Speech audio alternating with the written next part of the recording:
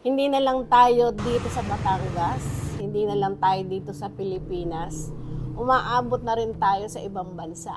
Kaya proud ako na maging tindera ng balisong. Sabi ko nga sa mga dumadayo, hindi namin pwedeng pabayaan itong industriyang ito. Kasi ito na lang yung natitira sa Batangas. Ito na lang yung pinagkakakilanlan. Pag sinabing ikaw ay Batanggenya, ang nasa isip agad ng tao, balisong. Nawala na sa amin ang barong. Mawawala pa rin ba ang balisong? Para sa akin, kailangan talagang alagaan ito. Kailangan na manatili para sa susunod nating henerasyon. Mga suki, ako po ang tindera ng inyong mga balisong. Halina kayo at tingnan nyo po ang ating balisong. Samahan nyo ako, magtinda tayo ng mga itak, mga gulok, mga kutsilyo, at syempre, meron din kaming balisong. Ito yung aking mga display. Pwede kayong pumili ng inyong gusto, good quality. Tapos, mas magaganda rin yung mga handle niya kaysa siyempre sa mga ordinary. Pagka mga turista, mga bearing, para hindi ka maloko, ito yung hahanapin mo. Ito yung sign ng bearing. Yan. Pag wala nito, hindi daw bearing. Ito yung kilalang 29 cm, 24 cm at 29 cm. Ito yung yari dito, yaring taal. Kilala dito, 17. Lalo na doon sa mga pambuto. Mga ginagamit sa mga bakahan. Kilala yan. Magandang klase. Binakoko na tinatawag nating Carmona. May tatak na SH. Sabi ko nga po, ito po yung branded sa mga gulok. Kabasi. Kung gusto mo ay tuwid, ang tama, ito, tuwid. Hindi naman ng mga eksperto, ito daw ang pangkawayan. Kasi di ba may mga sulok-sulok na isusuot mo ito doon sa sulok ng kawayan. Kaya ito yung ginagamit nilang pangkawayan. Panabas ng damo. Panlinis ng ating mga bakuran. Pagka nabibigatan ka doon sa malaki, meron tayong maliit. Mas masipag daw pag ito ang hawak mo kasi hindi ka agad napapagod. At ng time na yon, napakamura ng balisong. Pero wala pa ring bumibili. Talagang tiyagaan. Hindi kasi siya necessity. Para lang din doon sa may mga budget. Noong umpisa, nag-aalala ako. May bibili ba nito? Siyempre mga walk-in lang. Kung di ka talaga pupunta ng Batangas, hindi ka makakabili ng balisong. Nag-start ako, isang maliit lang na estante. Hindi pa yon talagang nabuo agad. Binabawas ko lang yan sa allowance ko. Naglaman ako ng paunti-unti. Pagkatapos, binubungan ko ng tolda.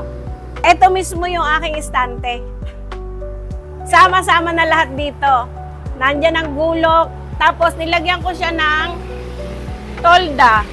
Nag-start ako talaga sa zero.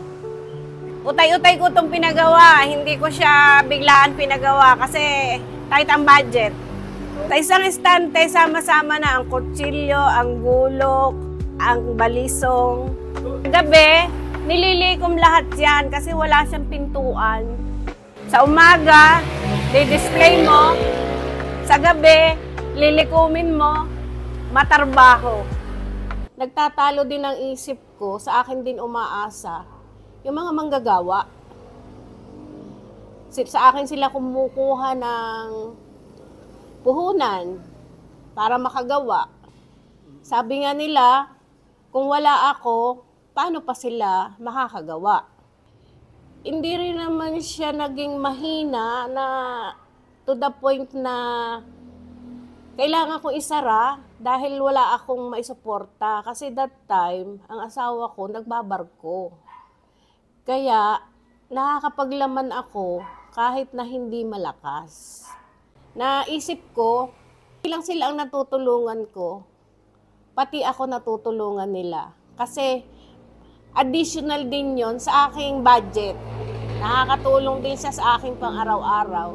Kasi hindi naman porke seaman yung asawa mo, paldo-paldo ka. Yung husband ko, ayan, paupo-upo na lang, retired na. Kailangan mo pa rin kumilos para masuportahan yung mga pangangailangan mo. Yun, tagal ng panahon, medyo eto na siya, napalago na rin sa tiyaga. Meron tayong malaki, meron tayong maliit, at yung ating 29. Meron din kaming case, meron din tayong maliit, special, pero low price. Ito po, eagle, na bearing pa. Oh. Good quality. Ito naman yung 24 na tinatawag naming ice pick. Bearing yan. Mura lang. Mura lang yan. Mas mura siya kasi molye. Pero yung quality, hindi naglalayo. Ito po yung sungay ng kalabaw. Ito naman po ay molye. Kaya mas mura siya. Mas affordable, pero hindi naman nagkakalayo sa special. Ang regalo na naka-frame na, basta nyo na lang isasabit. Alam mo, nilumana po ng panahon, no? Marami akong taong namimit na hindi ko akalaing mamimit ko nang dahil sa balisong. Mga client ko, hindi mga basta-basta tao. Mga professional, may mga katungkulan din sa ating bansa. Aming politiko na bumibili sa akin, namimit ko sila nang dahil sa balisong. Mga artista na hinahabol ng tao. Pero dito, ako ang star, hindi sila. Diba?